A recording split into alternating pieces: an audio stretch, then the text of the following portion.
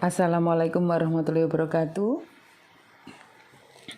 Perkenalkan, nama saya Retno Herawati, CGP Angkatan 7 dari SDN 2 Mungkung, Kecamatan Rejoso. Kali ini saya akan menyampaikan aksi nyata budaya positif dari modul 1.4. Modul ini diharapkan berkontribusi untuk mencapai kompetensi lulusan, antara lain guru penggerak memahami pentingnya mengetahui kebutuhan belajar dan lingkungan yang memfasilitasi seluruh individu di sekolah agar dapat meningkatkan kompetensinya secara aman dan nyaman.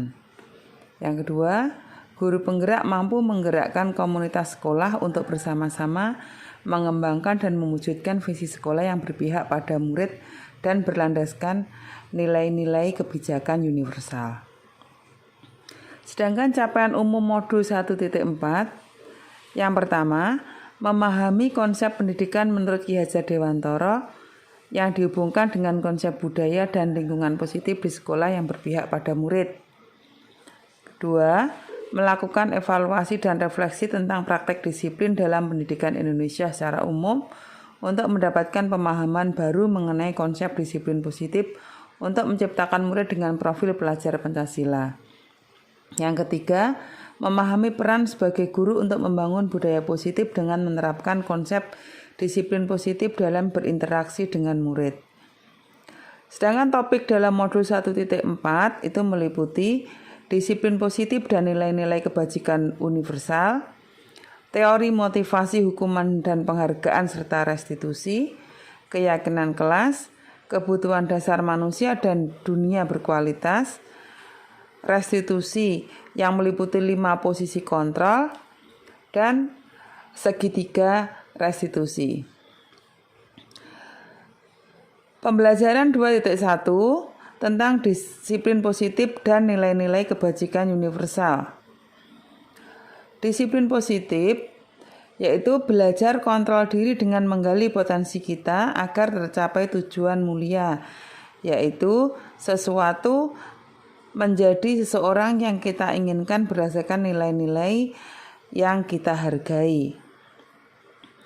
Sedangkan nilai-nilai kebajikan universal yaitu nilai-nilai kebajikan yang ingin dicapai oleh setiap anak Indonesia yang kita kenal dengan profil pelajar Pancasila, yang meliputi beriman, bertakwa kepada Tuhan Yang Maha Esa, berakhlak mulia, mandiri, bernalar kritis, berkebinekaan global, bergotong royong, dan kreatif. Untuk pembelajaran 2.2 meliputi teori motivasi, hukuman dan penghargaan, restitusi, teori motivasi perilaku manusia. Yang pertama, terdapat motivasi eksternal, yaitu untuk menghindari ketidaknyamanan atau hukuman apa yang akan terjadi apabila saya tidak melakukannya. Yang kedua, masih dari motivasi eksternal, untuk mendapatkan imbalan dari orang lain atau institusi, apa yang akan saya dapatkan apabila saya melakukannya. Sedangkan yang ketiga, motivasi internal, yaitu merupakan tujuan dari disiplin positif. Untuk menghargai diri sendiri, saya akan menjadi orang seperti apa bila saya tidak melakukannya. Merdeka menurut Ki Hajar Dewantara. Merdeka itu artinya tidak hanya terlepas dari perintah, akan tetapi juga cakap buat memerintah diri sendiri. Ki Hajar Dewantara, pemikiran, konsepsi, keteladanan, sikap merdeka, itu yang terkandung dalam pengertian merdeka. Selanjutnya dihukum oleh penghargaan, bahwa penghargaan berlaku sama dengan hukuman, dalam arti meminta atau membujuk seseorang melakukan sesuatu untuk memenuhi suatu tujuan tertentu dari orang yang meminta atau membujuk. Dorongannya eksternal dan akan ada faktor ketergantungan. Beberapa dampak dari pemberian penghargaan menurut Al-Fiqhon yaitu pengaruh jangka pendek dan jangka panjang.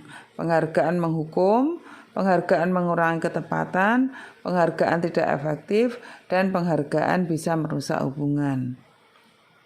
Selanjutnya dihukum oleh penghargaan. Di sini penghargaan bisa menurunkan kualitas, penghargaan bisa mematikan kreativitas, dan penghargaan mengurangi motivasi intrinsik. Sedangkan bentuk program kebajikan atau apresiasi. Dalam memberikan apresiasi atau pengakuan, perlu diingat beberapa hal. Yang pertama, berilah pengakuan secara khusus, beri pengakuan secara pribadi, beri pengakuan kepada semua murid secara bergantian, beri pengakuan secara konsisten, dan fokus pada proses. Contoh di sini adalah termasuk hukuman atau konsekuensi. Contohnya, lari mengelilingi lapangan basket 2 kali karena terlambat hadir di sekolah. Itu termasuk hukuman. Mengganti kertas tugas teman yang telah dicoret-coret, itu termasuk konsekuensi. Sekarang perbedaan hukuman dan konsekuensi. Hukuman ada sesuatu yang menyakitkan harus terjadi, membuat anak sakit baik fisik maupun hati untuk jangka waktu yang lama, menjadikan anak membenci kedisiplinan dan merupakan paksaan. Sedangkan konsekuensi itu sesuatu harus terjadi, membuat anak merasa tidak nyaman dalam jangka waktu yang pendek. Anak menghargai disiplin, merupakan stimulus dan tanggapan. Untuk selanjutnya adalah restitusi. Apa itu restitusi? Restitusi adalah proses menciptakan kondisi bagi murid untuk memperbaiki kesalahan mereka, sehingga mereka bisa kembali pada kelompok mereka dengan karakter yang lebih kuat. Restitusi juga merupakan proses kolaboratif yang mengajarkan murid untuk mencari solusi untuk masalah mereka dan membantu murid berpikir tentang orang seperti apa yang mereka ingin menjadi, tujuan mulia, dan bagaimana mereka harus memperlakukan orang lain. Itu sesuai dengan pendapat dari Gosen tahun 2004. Pembelajaran ketiga yaitu tentang keyakinan kelas. Mengapa tidak peraturan saja? Mengapa harus keyakinan kelas? Mengapa kita memiliki peraturan harus menggunakan helm bila mengendarai kendaraan roda 2? Mengapa kita memiliki peraturan 3M, yaitu menggunakan masker, mencuci tangan, dan menjaga jarak 1,5 meter? Mengapa pula kita memiliki peraturan harus datang tepat waktu pada saat mengikuti pelatihan? Untuk mendukung motivasi intrinsik, kembali ke nilai-nilai atau keyakinan-keyakinan lebih menggerakkan seorang dibandingkan mengikuti serangkaian peraturan-peraturan. Sedangkan aksi nyata budaya positif yang bisa saya tampilkan di sini yaitu pembiasaan positif yang telah saya lakukan di SD saya, yaitu di SD Negeri 2 Mungkung.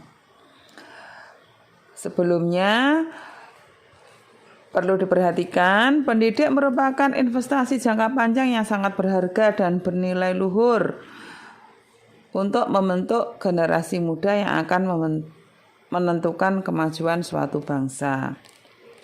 Pendidikan yang bermutu yaitu sumber daya manusia yang berkualitas, pembangunan maju, dan otomatis akan menjadikan kemajuan suatu bangsa.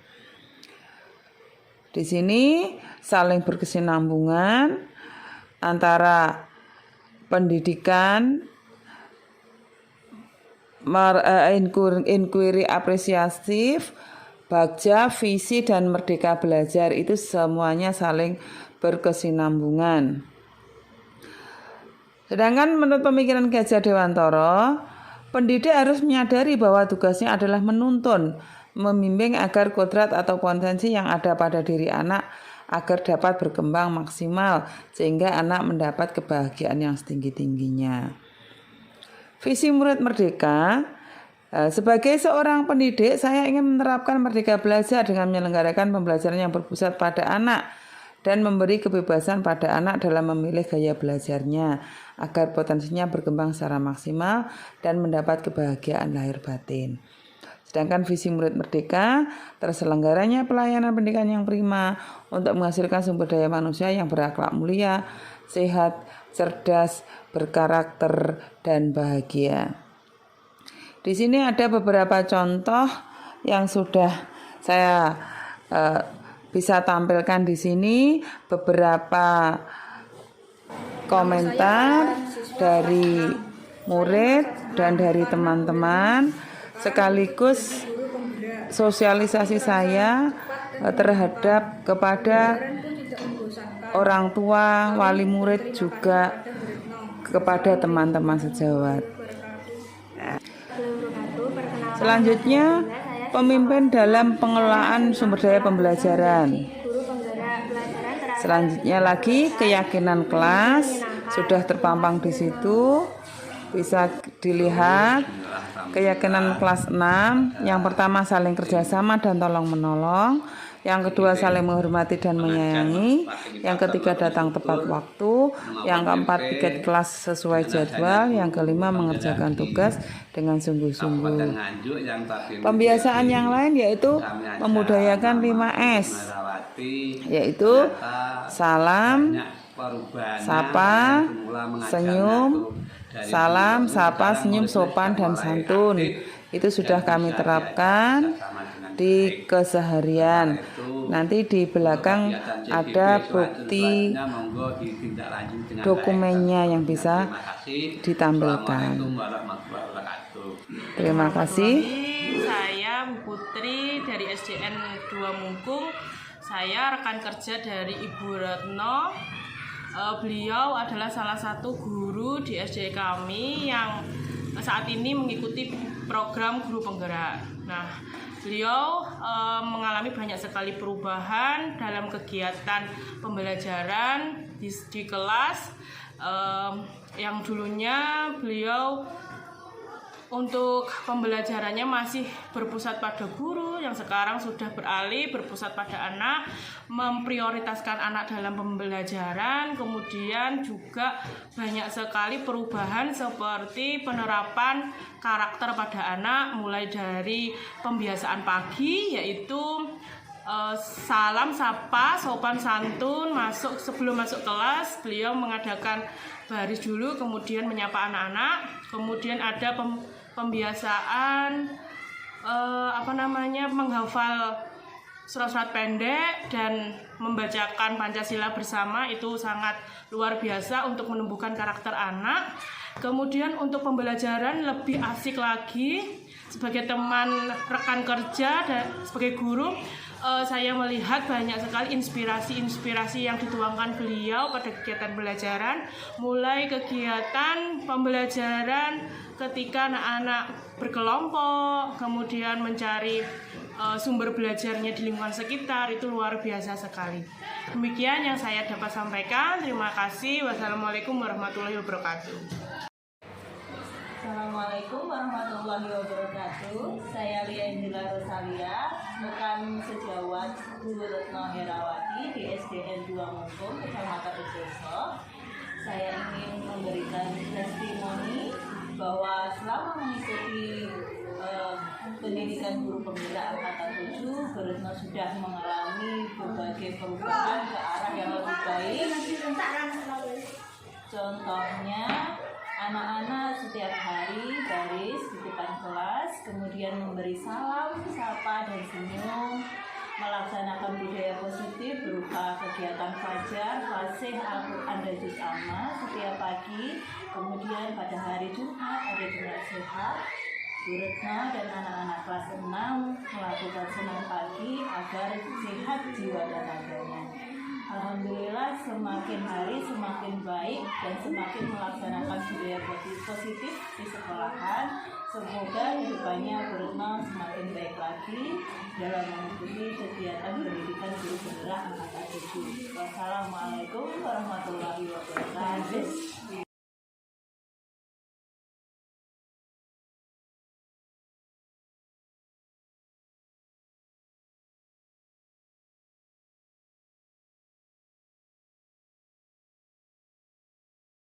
Assalamualaikum warahmatullahi wabarakatuh. Setelah Bu Retno ikut guru penggerak, pembelajaran menjadi lebih menyenangkan, lebih bisa dekat dengan Bu Retno, pelajaran menjadi menyenangkan, kita lebih mudah mengerti yang disampaikan Bu Retno dan tidak membosankan.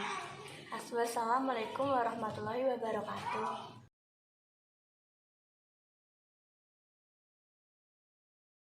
Bila tapi saat ulangan, Guru lihat kalian saling melempar tugas. Sebenarnya apa yang terjadi? Apa yang kamu lakukan?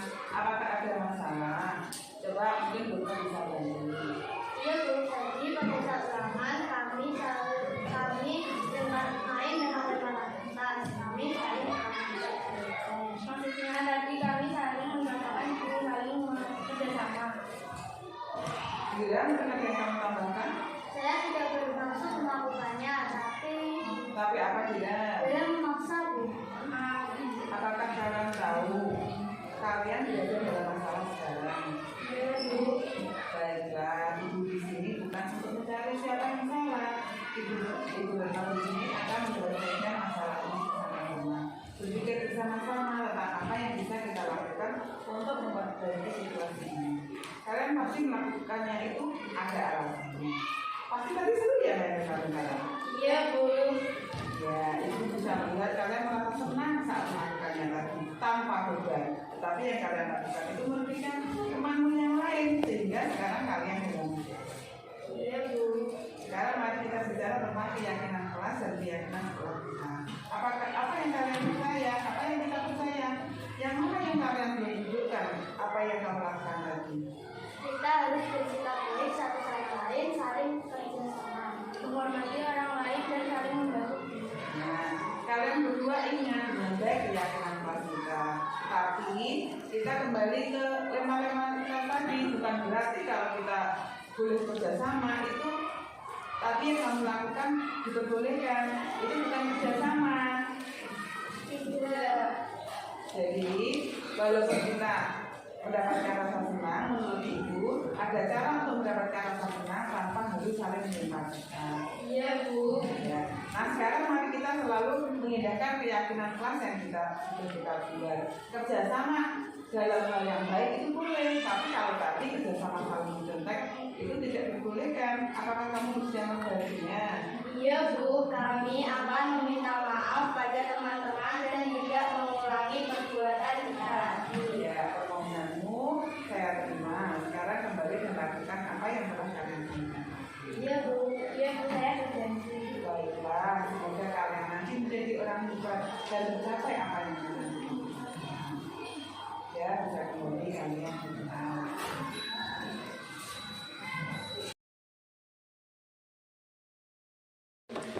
Afan, Taufik, Bu Retno tadi lihat kalian saling memukul.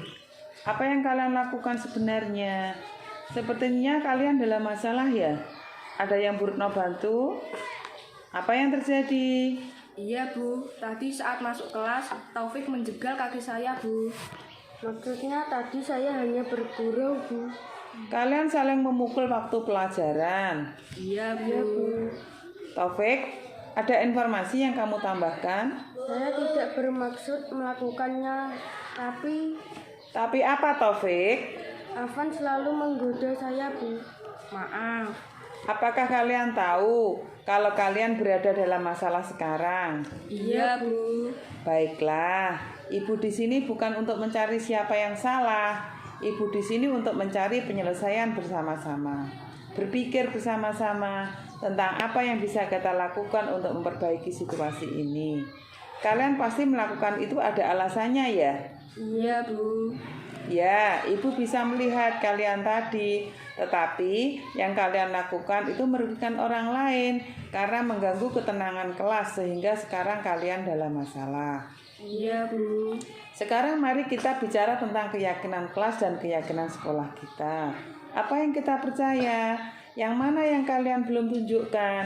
Kita harus bersikap baik satu sama lain, saling kerjasama. Menghormati orang lain dan menjaga kerukunan Bu. Kalian berdua ingat dengan baik keyakinan kelas kita. Kita kembali pada ketika kalian saling memukul tadi. Apakah ketika kalian melakukan itu, kalian menghormati orang lain dan itu bisa dikatakan rukun? Tidak. Tapi kalian tidak memikirkan teman yang lain. Menurut ibu, ada cara untuk menghilangkan kesalahpahaman tanpa harus saling memukul. Bagaimana menurut kalian? Iya Bu. Nah, sekarang mari kita selalu mengindahkan keyakinan kelas kita. Dan kalian bisa berperilaku lebih baik lagi. Kerukunan dan saling menghormati harus kita tekankan dalam tingkah laku kita. Apakah kamu bersedia membaikannya, Van? Topik. Iya Bu, kami akan minta maaf pada teman-teman dan tidak mengulangi perbuatan kita lagi. Sekali lagi kami mohon maaf Bu. Iya, permohonan maafmu Bu Retno terima. Sekarang kembali dan lakukan apa yang telah kalian sampaikan tadi. Iya Bu. Iya Bu, saya berjanji. Baiklah, semoga kalian nanti menjadi orang hebat dan tercapai apa yang kalian cita-citakan.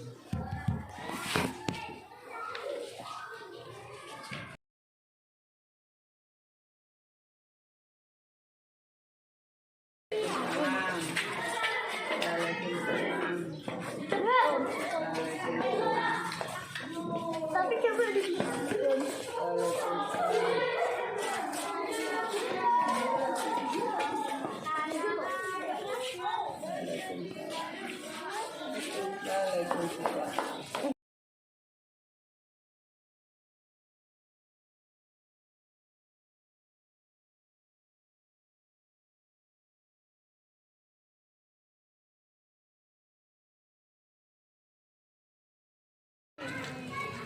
Selamat pagi.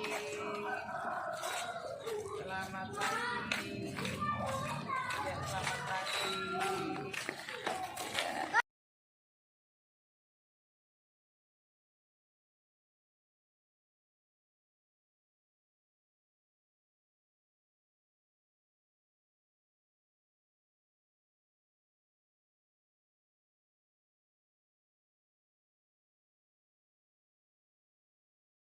Wabarakatuh. Terima kasih kami ucapkan atas kehadiran Bapak Ibu,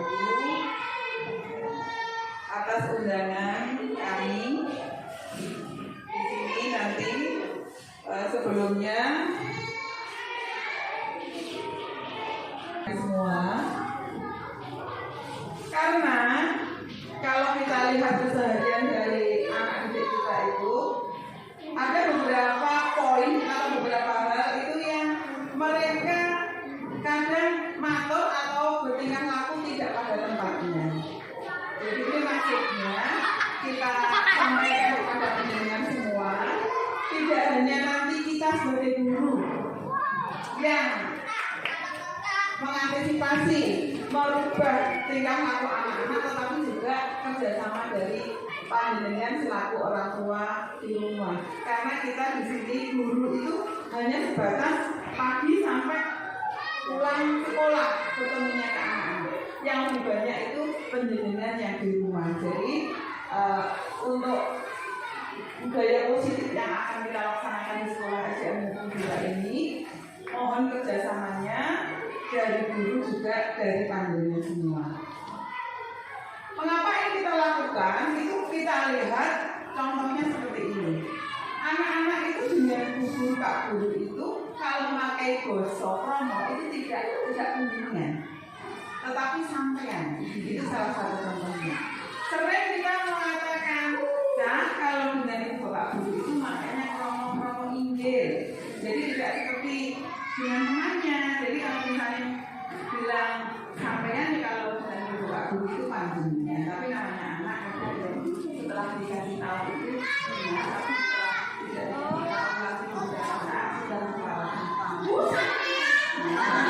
kadang di apa tolong Mbak atau Mas diaturi Bu Putri misalnya, itu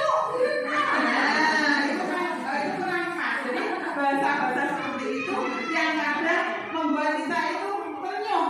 Ternyata pembelajaran kita yang kita berikan kepada anak-anak sampai kelas 6 pun ternyata belum bisa diterapkan oleh mereka sepenuhnya, namanya anak-anak ya. Jadi itu latar belakang yang mengapa kita sosialisasikan mengenai budaya positif ini ya. Jadi kami minta bantuan kerjasamanya pada panjenengan untuk unggah-ungguhnya anak-anak itu biar lebih ditata. Itu yang pertama. Terus yang kedua, saya yakin panjenengan sudah mengajarkan nilai-nilai kebajikan yang pasti tidak mungkin mengajari anak-anaknya itu hal yang jelek tidak. Tapi namanya kembalikan lagi ke anak-anak. Kadang tidak menurut apa yang dikatakan orang tua. Dengan gurunya begitu. Ini ya iya bu, nggih, tapi nggihnya itu tidak kepanggil.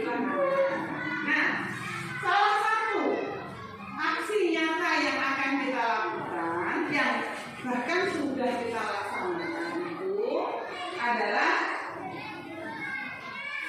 5S, budaya 5S. Jadi pembiasaan budaya positif di SDN Negeri 2 Mumpung. Nah ini saya buat seperti ini. Itu ada 5S. S yang pertama itu salam. Jadi kalau bertemu dengan gurunya, kalau anak-anaknya masuk ke rumah itu salam harus komunikasi. Jadi nanti kalau misalnya anaknya datang kok belum saja masuk rumah, tolong ditegur. Harus salam. Karena kita orang Muslim maka salam nomor 1, ya. Jadi ini kita mulai dulu dari kebiasaan di sekolah. Yang pertama salam. Jadi 5S yang pertama salam, karena kita Muslim berarti ya assalamualaikum. Setelah itu, setelah salam itu kita ke sapa, menyapa. Demikian juga kita laksanakan di sini. Halo, apa kabar? Bagaimana tadi sudah sarapan atau belum? Bisa seperti itu. Kadang saya sama anak-anak seperti itu ya. Gimana tadi sudah sarapan belum? Sudah sarapan ampun bu. Lalu apa lagi? Saya kadang bilang gitu ya. Jadi biar anak-anak itu mempunyai rasa tidak, guru itu bukan untuk ditakuti, ya, bukan untuk ditakuti. Tapi seakan-akan guru itu memang harus berperan sebagai orang tua di sekolah, gitu ya. Terus setelah salam sapa, yang ketiga adalah mungkin ada yang tahu, sudah tahu, salam sapa, terus biar mungkin yang belum pernah tahu ada di bawahnya, bawah sendiri ada itu salam sapa. Nah ini senyum ya, salam tadi ada senyumnya, jangan menyapa tapi dengan muka yang kejut. Muka kejut itu bagaimana? Pasti tahu ya, semuanya pernah mengalami muka kejut yang berbeda. Ibu apalagi ya, dompetnya sudah kosong, akhir bulan, kejutnya keluar, manisnya hanya di awal bulan, gitu ya. Jadi salam, senyum, sapa, sopan, santun itu ada 5S yang akan kita jalankan di sekolah. Jadi kalau di sekolah itu saya datang, anak-anak itu sudah menghadiri, saling semua. Terus kita turun, ada beberapa guru yang menyambut mereka, saling. Jadi itu sudah budaya positif yang sudah kita laksanakan untuk anak-anak kita. Jadi sudah berhasil ini ya. Salam juga, senyum juga begitu. Anak-anak itu malah kadang dengan perkataan mereka, tidak waktu mereka itu membuat kita tidak hanya tersenyum, kadang sampai terpincang-pincang. Kadang sebenarnya itu menjengkelkan, tapi kan kalau dibuat namanya anak-anak itu membuat lucu ya kalau diingat-ingat seperti itu. Dan sopan serta santun, ini ya yang perlu kita kemukakan, sopan santunnya anak-anak tadi. Saya contohkan tutur katanya kepada orang yang lebih dituakan atau dihormati itu seharusnya bagaimana, itu perlu ya. Jadi sekali lagi dari sekolah kita mohon ini budaya positif 5S ini tolong nanti dibantu dari pihak keluarga. Jadi ini karena melihat latar belakangnya tadi, kita rundingan dulu rapat dengan teman-teman, dengan kepala sekolah, akhirnya kita tuangkan ini, dan ini kita kerjasamanya dengan wali murid agar nanti bisa menerapkan apa yang kita lakukan di sini. Ada yang ditanyakan masalah budaya positif? Saya yakin tidak ada yang tidak setuju, mesti setuju. Tidak ada yang bilang begini, anak-anakku deweku. Jadi harus ada kolaborasi, ada kerjasama antara sekolah dan panjenengan semua. Nanti kita juga melibatkan komite. Jadi semuanya kita libatkan untuk kesuksesan, untuk masa depan, untuk keberhasilan anak-anak.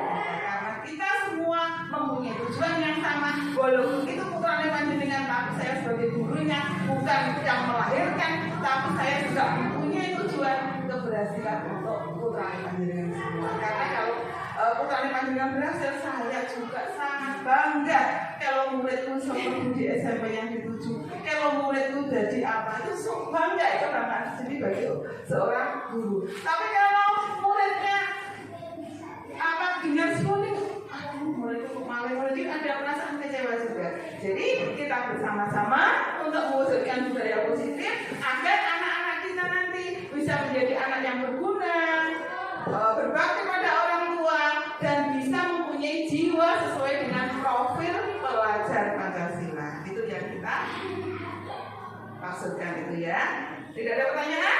Kalau tidak ada pertanyaan, cukup sekian. Saya akhiri. Bila ada perkataan yang salah, saya mohon maaf. Assalamualaikum warahmatullahi wabarakatuh. Warahmatullahi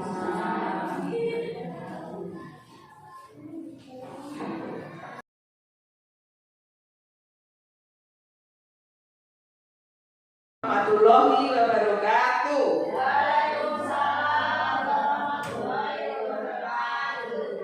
Terima kasih kepada rekan-rekan tercinta, Bapak Ibu Guru SDN Umum 2 yang telah hari ini meluangkan waktunya dalam sosialisasi penerapan budaya positif tentang perubahan paradigma belajar di SDN kita tercinta, di SDN 2 Mumpung. Sebelumnya kita panjatkan dulu puji syukur kehadirat Allah Subhanahu wa taala. Dalam kesempatan kali ini kita masih diberi kesehatan, bisa mengajar anak-anak didik kita, membawa mereka menuju tercapai cita-cita mereka, bisa menjadikan mereka sesuai dengan profil pelajar Pancasila.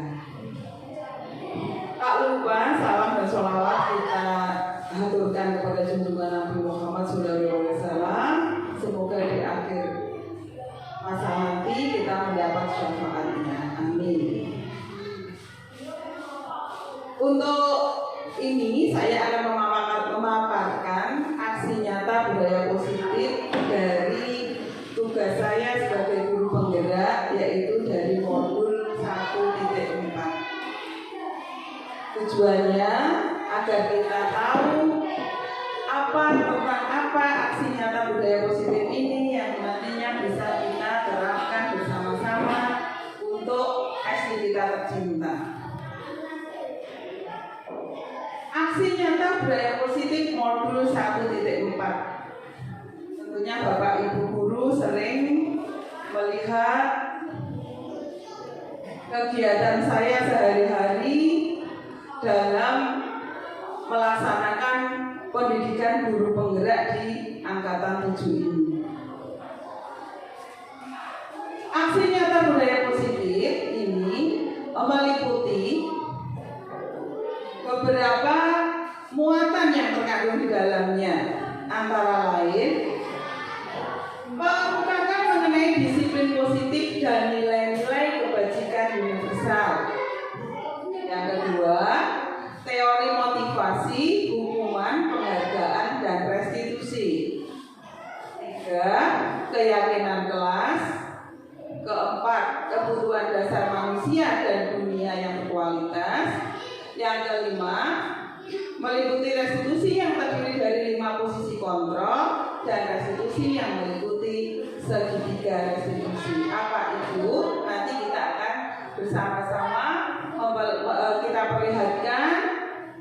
Yang pertama yaitu tentang disiplin positif dan nilai-nilai kebajikan universal. Tentunya tiap hari kita sebagai pendidik ingin anak-anak itu memiliki disiplin. Disiplin di sini tentu saja disiplin yang positif, yang menunjung nilai-nilai kebajikan universal.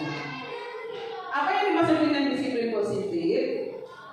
Disiplin positif itu adalah belajar kontrol dengan menggali potensi kita agar mencapai tujuan mulia, yaitu menjadikan seseorang yang kita inginkan itu berdasarkan nilai-nilai yang kita hargai. Jadi disiplin positif harus kita terapkan kepada anak-anak sejak dini agar itu merupakan dasar bagi mereka untuk melangkah ke jenjang selanjutnya. Sedangkan nilai-nilai kebajikan universal yang ingin dicapai oleh setiap anak Indonesia itu terkenal dengan sebutan profil pelajar Pancasila. Apa sebenarnya profil pelajar Pancasila itu? Profil pelajar Pancasila itu adalah nilai-nilai kebajikan universal yang kita inginkan dimiliki oleh setiap peserta didik kita, yaitu yang pertama beriman, bertakwa kepada Tuhan Yang Maha Esa, berakhlak mulia, mandiri, bernalar kritis, berkebinekaan global, bergotong royong, dan terakhir yaitu bersikap kreatif. Untuk selanjutnya, setelah pembelajaran 2.1 yaitu pembelajaran 2.2 yaitu tentang teori motivasi, hukuman, penghargaan, dan restitusi. Perlu Bapak Ibu ketahui, sebenarnya memberikan hadiah, penghargaan kepada anak didik kita itu di samping memiliki kelebihan, ternyata menurut modul ini ada kekurangannya juga. Yang pertama, menjadikan anak-anak itu termotivasi itu bukan karena termotivasi dari dalam diri, tetapi dia melakukan itu karena motivasi eksternal. Di sini saya bacakan dulu. Yang pertama, sesuatu yang dari motivasi eksternal itu adalah untuk menghindari ketidaknyamanan atau hukuman. Jadi dia mikir, kalau saya tidak melakukan ini, apa yang terjadi apabila kepada saya? Contohnya, saya tidak mengerjakan PR. Kalau tidak mengerjakan PR, berarti nanti saya kena hukuman. Jadi dia dari motivasi eksternal, bukan dari dalamnya sendiri. Terus yang kedua, contoh dari motivasi eksternal adalah untuk mendapatkan imbalan dari orang lain. Nah, ini yang sering kita biasanya berikan kepada anak-anak maupun kepada anak-anak kita di rumah. Kita membiasakan kepada mereka itu memberikan sesuatu imbalan. Padahal sebenarnya itu kurang baik untuk motivasi mereka, karena mereka tidak lagi termotivasi dari intern, tapi dia termotivasi dengan adanya iming-imingan hadiah atau imbalan tadi.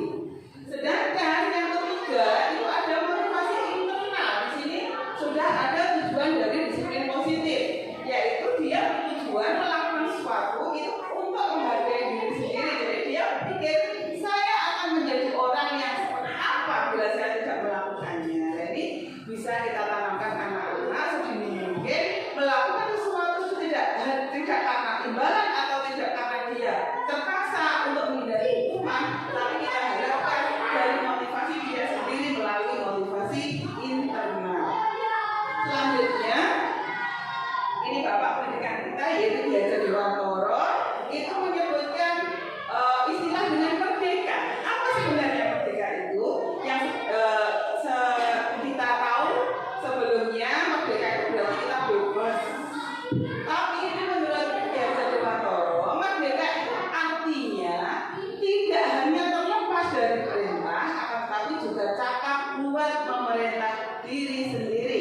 Itu definisi merdeka oleh Ki Hajar Dewantara. Jadi merdeka itu bukan berarti kita bisa bertindak sewenang-wenang, semau, sekehendak hati kita, tetapi kita harus melakukan sesuatu sesuai dengan pertanggungjawaban apa yang harus kita lakukan. Jadi tidak boleh merdeka berarti kita bebas, tidak boleh mempunyai sikap seperti itu. Untuk selanjutnya, dihukum oleh penghargaan. Tadi di depan sudah saya berikan paparan sedikit. Penghargaan itu ternyata juga merupakan sebuah hukuman. Bahwa penghargaan itu berlaku sama dengan hukuman. Dalam arti meminta atau membujuk seseorang melakukan sesuatu untuk memenuhi suatu tujuan tertentu dari itu adanya faktor eksternal. Dampaknya apa kepada anak didik kita? Itu adalah pengaruh jangka pendek dan jangka panjang. Penghargaan itu diartikan menghukum, penghargaan mengurangi ketepatan, penghargaan tidak efektif, dan penghargaan bisa merusak ujian. Jadi contohnya seperti ini. Misalnya kita di kelas selalu memberikan penghargaan kepada salah satu anak itu saja, pasti yang lain itu akan timbul perasaan ya seperti itu, kecemburuan pasti itu ya. Jadi penghargaan itu boleh-boleh saja, tetapi harus kita lihat dan jangan lupa memberikan apresiasi kepada yang lain juga. Jadi tidak hanya kepada satu orang siswa. Dihukum oleh penghargaan maksudnya karena kita sudah mendapatkan penghargaan, penghargaan ini bisa menurunkan kualitas, bisa mematikan kreativitas, dan penghargaan bisa mengurangi motivasi intrinsik karena dia, saya akan berbuat sebaik mungkin, akan berlaku sebaik mungkin karena saya akan mendapat penghargaan dan hadiah. Jadi dia motivasinya tidak dari internal tapi dari eksternal. Lanjut, bentuk program kebajikan atau apresiasi. Perlu ibu-ibu bapak-bapak kita perlu belajar bersama-sama dari modul 1 dan 4 ini ya. Dalam memberikan apresiasi atau pengakuan itu perlu diingat beberapa hal. Yang pertama, beri pengakuan secara khusus secara pribadi dan kepada semua murid secara bergantian. Jadi seperti yang saya katakan tadi, jangan hanya satu orang. Mentang-mentang yang kita sayang itu, yang menurut kita itu yang pintar, itu saja yang kita perhatikan. Jadi tidak boleh ya. Jadi meskipun ada beberapa anak didik kita itu yang kurang misalnya dalam prestasi, tapi kita harus memberikan penghargaan. Mungkin dia memiliki kelebihan di bidang yang lain, itu perlu. Jadi kepada semua murid kita tidak boleh memberikan 1-2 penghargaan kepada orang-orang atau murid-murid tertentu saja. Jadi harus kepada semua murid secara bergantian. Terus beri pengakuan secara konsisten. Konsisten berarti terus menerus. Jangan hanya kalau adik kita lagi plong, bagus kamu. Kalau tidak berarti waktu itu tidak ada penghargaan sama sekali, tidak ada pengakuan penghargaan sama sekali. Dan fokus pada proses, itu bentuk program kebajikan, cara mengapresiasikan kita kepada anak didik kita. Lanjut. Nah sekarang tolong ini diperhatikan Bapak Ibu, karena kita sering memberikan, mungkin ada yang memberikan hukuman, ada yang bentuknya konsekuensi. Biar ini apa beda hukuman dan konsekuensi. Contoh, anak kita telat, terus kita beri sanksi lari mengelilingi lapangan basket 2 kali. Itulah yang disebut hukuman. Sedangkan contoh konsekuensi itu misalnya ada 2 anak, yang satu itu mencoret-coret kertas tugas yang telah dibuat oleh temannya. Nah, terus yang dicoret-coret itu otomatis kan tidak terima, Bu, kertas saya dicoret-coret oleh si A misalnya temannya. Nah, terus dia bilang, Bu, saya siap mengganti. Itu namanya bukan hukuman, tapi namanya konsekuensi. Jadi dari modul ini kita akan mengetahui beda hukuman dan beda konsekuensi.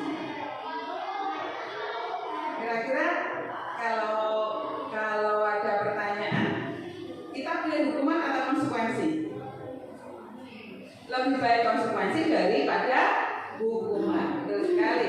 Sekarang apa perbedaan hukuman dan konsekuensi? Hukuman itu ada sesuatu yang menyakitkan harus terjadi, membuat anak itu sakit fisik maupun hati dalam jangka waktu yang lama, dan anak akan membenci kedisiplinan.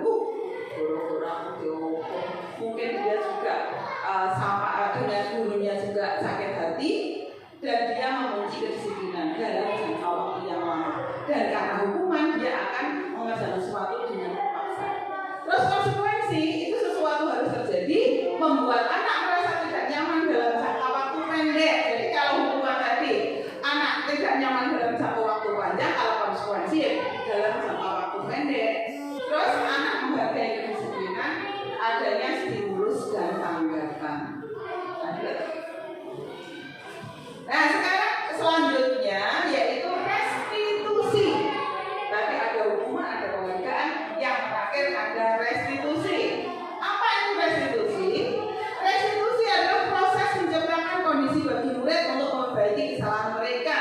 sehingga mereka bisa kembali pada kelompok mereka dengan karakter yang lebih kuat. Restitusi juga merupakan proses kolaboratif yang mengajarkan murid untuk mencari solusi untuk masalah mereka dan membantu murid berpikir tentang orang seperti apa yang mereka ingin menjadi. Itu merupakan tujuan mulia dan bagaimana mereka harus melakukan orang lain. Itu pendapat dari dosen di tahun 2004. Jadi restitusi ini adalah tingkatan yang paling tinggi dibandingkan hukuman dan konsekuensi tadi. Jadi restitusi ini nanti ada di belakang contoh restitusi yang bisa dilihat. Itu kemarin ada contoh restitusi yang saya praktekkan dengan anak didik saya kemarin ya. Terus lanjut. Apa itu ciri-ciri restitusi? Ciri-ciri restitusi itu bukan untuk menebus kesalahan, namun untuk belajar dari kesalahan. Jadi mereka menyadari, oh kenapa ya saya kok berubah seperti itu? Oh ternyata saya salah. Jadi dia menyadari itu dari faktor internal. Jadi dia timbul dari kesadaran sendiri. Yang kedua, itu perbaiki hubungan. Yang ketiga, tawaran bukan paksaan. Yang keempat, restitusi menuntut untuk melihat ke dalam diri, jadi motivasi internal. Yang kelima, restitusi mencari kebutuhan dasar yang mendasari tindakan.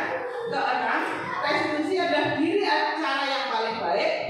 7, restitusi fokus pada karakter bukan tindakan. Yang kedelapan, restitusi fokus pada solusi. Yang terakhir, restitusi mengembalikan diri yang tidak salah pada kelompoknya. Jadi diharapkan dari pembelajaran yang ada pada modul 1.4 ada ciri-ciri restitusi. Ini semoga kita bisa mempraktekannya kepada anak-anak. Jadi tidak hukuman lagi, tidak masukan lagi, tapi kalau bisa menggunakan restitusi, jadi itu akan menimbulkan motivasi internal dari diri dalam anak ya. Lanjut. Selanjutnya pembelajaran 3 yaitu keyakinan kelas. Nah, sementara ini yang saya alami, saya juga dulu mengalami sebelum menjadi guru ya. Setiap tahun itu membuat peraturan kelas. Ternyata yang benar bukan peraturan kelas. Yang paling tepat adalah keyakinan kelas. Jadi kalau peraturan kelas, kalau menurut modul ini kurang tepat, yang benar adalah keyakinan kelas. Kalau ada pertanyaan, mengapa tidak peraturan saja? Mengapa harus keyakinan kelas? Ini ada beberapa alasan. Mengapa kita memiliki peraturan harus menggunakan helm bila mengendarai kendaraan roda 2? Jawabannya apa kira-kira kalau kita menggunakan helm? Agar kita selamat. Misalnya terjadi sesuatu yang tidak kita inginkan. Itu yang pertama. Yang kedua, contoh mengapa tidak peraturan tapi kok keyakinan. Mengapa kita memiliki peraturan 3M, menggunakan masker, mencuci tangan dan menjaga jarak 1,5 meter. Ini contohnya kemarin waktu COVID ya. Mengapa seperti itu? Tentu saja untuk menjaga keselamatan diri. Kemarin kan sudah kita laksanakan sampai 2 tahun kita yang mengalaminya. Alhamdulillah sekarang kita sudah dilonggarkan. Semoga akan aman seterusnya. Yang ketiga, mengapa kita memiliki peraturan harus datang tepat waktu pada saat mengikuti pelatihan? Jadi kalau kita datang itu jangan karena tepat waktu, jangan karena takut dengan atasan misalnya. Oh aku sungkan misalnya, sungkan dengan atasan saya, berarti saya harus datang tepat waktu. Jangan punya perasaan seperti itu ya. Jadi datang tepat waktu itu muncul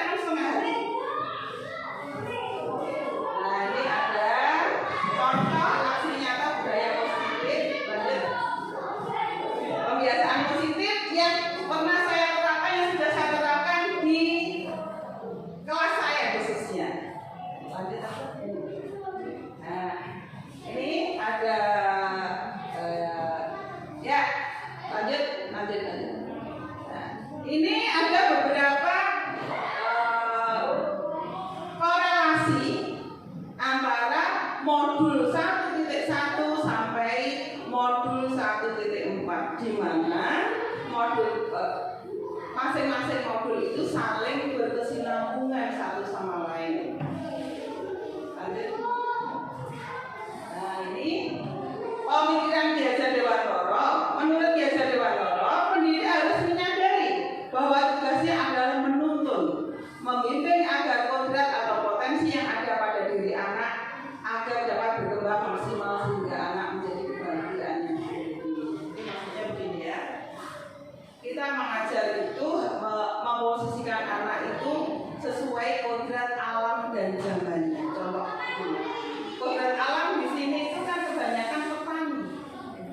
Kita harus menyesuaikan bagaimana memperlakukan mereka sesuai kadar kodrat alam yang ada di sekitar sini. Misalnya kemarin saya berkolaborasi dengan Bu Putri karena di sini itu banyak petani bawang merah. Kemarin anak kan belum tentu anak-anak itu tahu ya, meskipun orang tuanya itu bercocok sebagai petani bawang merah, tapi belum tentu mereka tahu. Jadi kemarin kita berkolaborasi mendatangi salah satu petani untuk mempraktekkan bagaimana cara menanam bawang merah yang baik. Itu contohnya kemarin seperti itu. Terus sesuai zamannya, mungkin zaman sekolah saya dulu dengan zaman, jadi tidak mungkin lagi ya, pasti itu ya. Zaman saya sekolah dulu dengan zaman sekarang itu lain sekali. Jadi dulu belum ada HP, apa-apa pakai misalnya kirim kabar ya pakai surat, pakai tulisan.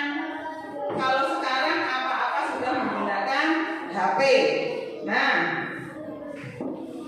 dengan kemajuan yang terjadi itu, kita harus memaklumi keadaan anak-anak, apa yang harus kita lakukan agar anak-anak itu bisa menggunakan kecanggihan teknologi saat ini sesuai dengan perubahan zaman yang sekarang terjadi, gitu ya.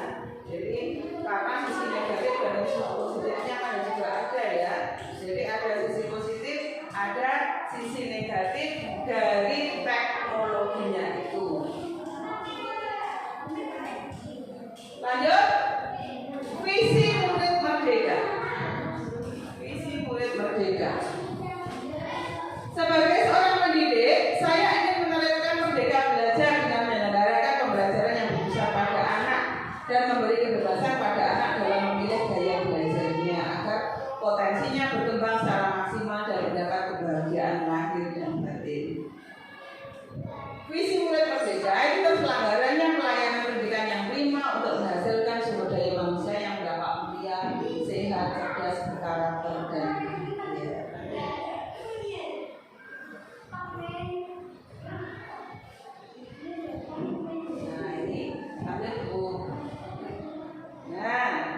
ini ada contoh bukan peraturan kelas ya, keyakinan kelas dari kelas 6 yang kemarin kita buat bersama-sama, disepakati bersama-sama, sehingga menghasilkan keyakinan kelas, bukan peraturan kelas ya. Yang pertama ini contohnya, saling kerjasama dan tolong menolong. Yang kedua, saling menghormati dan menyayangi. Yang ketiga, datang tepat waktu. 4. Piket kelas sesuai jadwal. Yang kelima, mengerjakan tugas dengan sungguh-sungguh. Nah, yang namanya keyakinan kelas, karena ini kemarin sudah disepakati bersama-sama, maka kita harus membuat kesepakatan dengan semua warga di kelas agar menepati apa yang menjadi keyakinan kelas tersebut. Selanjutnya, ini yang saya terapkan antara lain budaya 5S yang saya terapkan di kelas saya. Mungkin di kelas-kelas lain juga mempunyai budaya positif yang kita gunakan bersama-sama nanti dalam kebiasaan positif di sekolah kita, yaitu salam, sapa, senyum, sopan, dan santun. Ini sudah kita praktekkan, semuanya sudah mempraktekkan. Kalau kita datang pagi, ada beberapa guru yang menyongsong anak murid kita, salim, sudah kita laksanakan bersama-sama. Kita turun dari motor belum sampai turun aja, anak sudah mendarat kita untuk memberikan salam kepada kita. Itu salah satu contoh budaya positif yang sudah kita lakukan dari dulu ya, dari dulu. Senyum, sapa, sopan dan santun. Kita saling tersenyum, saling menyapa, dan tentu saja tetap mengutamakan sopan, kesopanan, santun. Anak-anak pada kita itu bagaimana kita tutur itu harus kita terapkan. Tetap kita bimbing anak-anak itu. Terus lanjut profil pelajar Pancasila. Nah ini ada contoh dari murid kelas 6 yang kemarin mengemukakan, mengutarakan isi hatinya. Tolong disitu juga.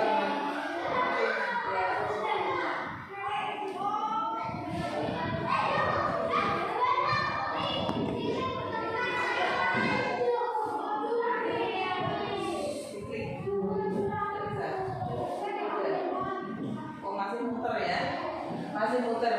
Jadi itu contoh masih muter. Itu contoh profil pelajar Pancasila dan beberapa contoh yang lain tentang pembiasaan-pembiasaan yang telah dilaksanakan di sekolah kita. Dan juga nanti ada contoh restitusi yang sudah saya terapkan kepada peserta didik kita, mungkin bisa menjadi masukan atau bisa menjadi referensi teman-teman apa sebenarnya itu bagaimana tuh pelaksanaannya, nanti bisa kita tayangkan di sini ya, atau mungkin langsung sini aja. Apa? Ini bisa nggak langsung sini? Apa restitusi? Nah, dari sini nah, itu ada videonya juga, contoh restitusi. Jadi ada beberapa video yang saya sematkan di sini. Sayang sekali wifi-nya agak lemot, jadi ini masih muter ya, masih muter. Karena di sini cuacanya kurang bersahabat, jadi tidak bisa lancar dalam memutar video. Jadi intinya ada beberapa video dan foto contoh dari pembiasaan yang telah dilakukan dan contoh restitusi.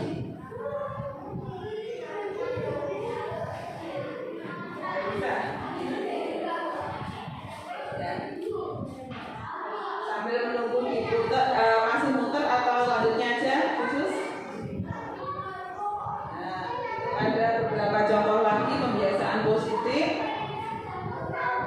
Ini sebenarnya beberapa video ya yang benar-benar telah kita praktekkan sebagai kebiasaan yang positif di SD Negeri 2 Mukung. Lanjut aja. Ada beberapa contoh lagi. Nah itu juga. Nah ini bisa terus, bisa enggak? Enggak bisa. Yang ini. Enggak bisa. Lanjut aja, lanjut.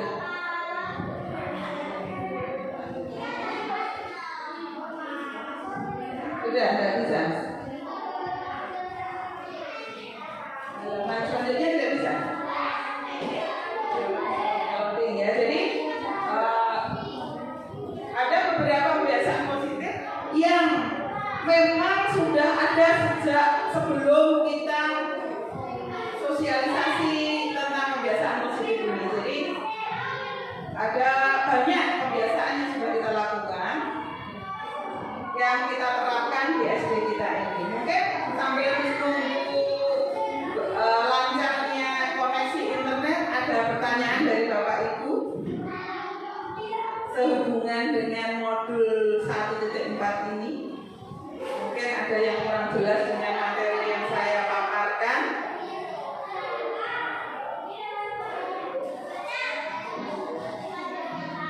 Ini memang cuacanya agak tidak bersahabat untuk koneksi internet, jadi tidak bisa ditampilkan beberapa video contoh pembiasaan positif dan restitusi.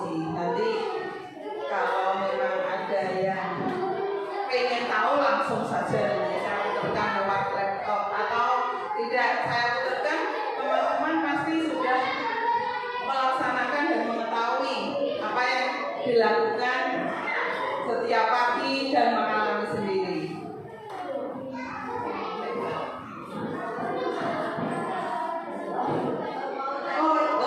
Monggo Bu Lia. Bu Lia ini lulusan teman kita di sekolah ini juga yang telah lulus calon guru penggerak angkatan 4. Nah, jadi di sekolah kita ini SDN Nunggung 2, Kecamatan Rejoso, Kabupaten Nganjuk, Provinsi Jawa Timur, ini ada 3 orang yang mengikuti CDP.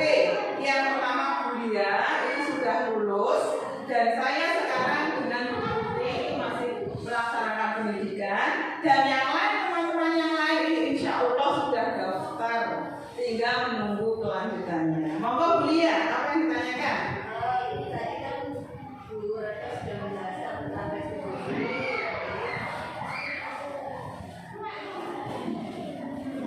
Saya ulangi lagi. Tadi kan Bu Retno sudah menjelaskan tentang restitusi. Nah, saya ingin penjenengan menjelaskan bagaimana tahap-tahapannya menjalankan restitusi agar anak-anak itu nyaman. Terima kasih. Ya, terima kasih pertanyaannya Bu Lia. Bagus sekali pertanyaannya.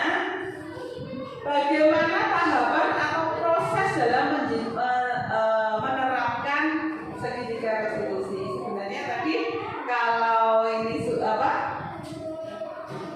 videonya ini bisa, itu tadi ditayangkan sambil saya terangkan. Karena videonya tidak bisa, saya terangkan saja secara langsung ya. Jadi tahap-tahap restitusi yang bisa kita lakukan itu adalah kita itu bisa dilihat itu contohnya di situ, bisa. Oh suaranya tidak ada, suaranya kurang keras. Nah di situ kan ada kejadian contohnya waktu ulangan 2 murid saya itu saling melempar kertas. Ternyata setelah saya melempar kertas dan kertasnya itu setelah saya lihat dimasukkan ke laci meja. Nah, saya tidak marah tapi saya hampiri mereka. Ternyata kertasnya tadi ditaruh di laci meja. Nah, hal yang pertama saya lakukan setelah selesai ulangan, anak 2 tadi saya panggil, bukan saya marahi ya, tapi saya ajak ngobrol. Saya tanya, apa yang terjadi tadi? Dia mengatakan, Bu, tadi saya sebenarnya tidak mau, tapi apa? Tapi saya dilempar, terus nanti saya dikira tidak mau kerjasama, gitu, jawabnya gitu. Nah, terus saya jelaskan, apakah tindakan yang dilakukan mereka itu sesuai dengan keyakinan kelas yang sudah dibuat, yang sudah terpampang di dinding. Dia mengatakan, iya Bu, tidak sesuai. Saya merasa itu tidak tepat untuk saya lakukan. Nanti saya akan minta maaf pada teman-teman karena membuat kegaduhan pada saat ulangan tadi, dan tidak akan mengulangi apa yang saya lakukan tadi. Jadi sesuai dengan pertanyaan dari Bu Lia tadi, hal yang kita lakukan adalah menanyakan apa yang sebenarnya terjadi. Jangan langsung memarahi, menanyakan dan mencari solusi. Apa yang harus mereka lakukan? Jadi dia itu melakukan, bertanggung jawab dengan apa yang dia lakukan. Selanjutnya dia mengetahui tindakan apa yang seharusnya mereka lakukan. Jadi dia melakukan itu karena adanya kesadaran dari pribadi atau dari motivasi internal. Begitu bunyinya. Bagaimana? Ya, terima kasih. Mungkin ada lagi yang ditanyakan, Pak Andri? Oh, jelas ya. Bu Erna? Oh, sampun iya.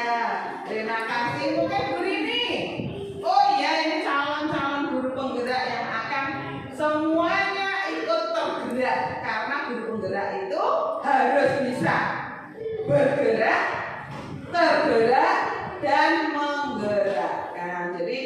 Tapi jangan mempunyai perasaan seperti ini ya teman-teman. Tapi saya yakin di sini tidak ada yang punya perasaan seperti ini. Mentang-mentang jadi guru penggerak, jangan seperti itu.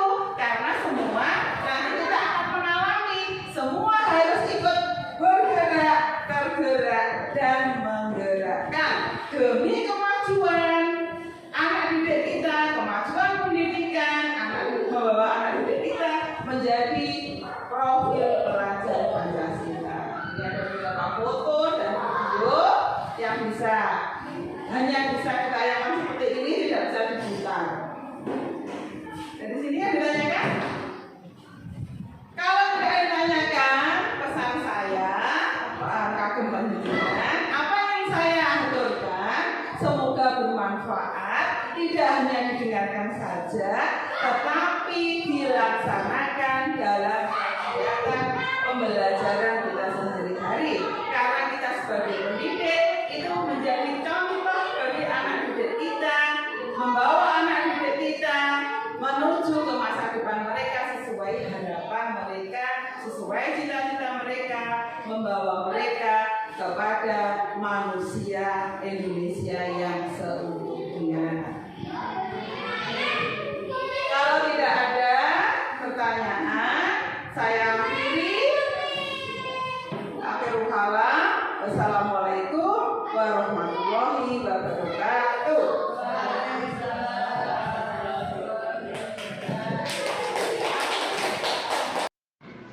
Demikian pemaparan dari budaya positif aksi nyata modul 1.4. Tetap semangat, salam guru penggerak, bergerak, tergerak, dan menggerakkan. Terima kasih. Assalamualaikum warahmatullahi wabarakatuh.